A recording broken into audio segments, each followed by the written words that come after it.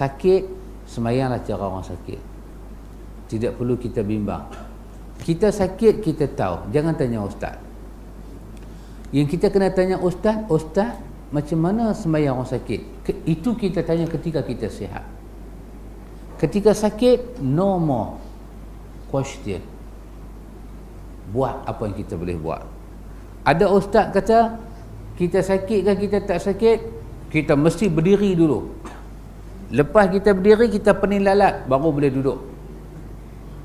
Saat lagi masuk rakaat kedua, kena bangkit berdiri juga. Pening, baru duduk. Subhanallah. No more tanya. Bila kita sakit, kita yang tahu kita sakit, maka jalanlah sembahyang itu sebagai orang sakit. Larat, berdiri. Tak larat, duduk. Al-qiyam ma'al qudrah. Al-qiyam ma'al qudrah. Berdiri dengan apa? Berdiri dengan kudrah. Berdiri dengan kudrah dan kemampuan. Kita tahu kita mampu tak mampu. Kita yang tahu. Dan jangan kita ragu-ragu bila dah kita duduk sembahyang ni. Alamak, bagaimana? Ni rukun sembahyang qiyam ni aku duduk. Astaghfirullahalazim. Ludah sebelah kiri. Auzubillahi minasyaitanirrajim. Tui. Ini kerja syaitan. Ini kerja syaitan.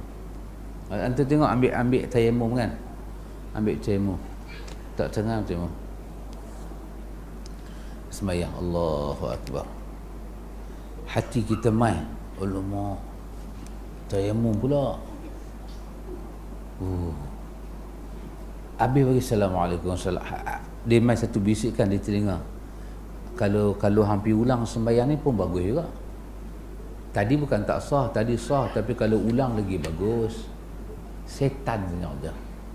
Kata Umar Al-Khattab, sesiapa yang tidak bersih dengan cara Nabi, maka dia tidak akan dibersihkan oleh apa-apa. Kalau kita rasa tayammum tu tak membersihkan kita untuk sembahyang, kita pakai ayak satu perigi sekalipun, dia tidak akan membersihkan kita dari apa-apa. Cara Nabi itu sangat membersihkan.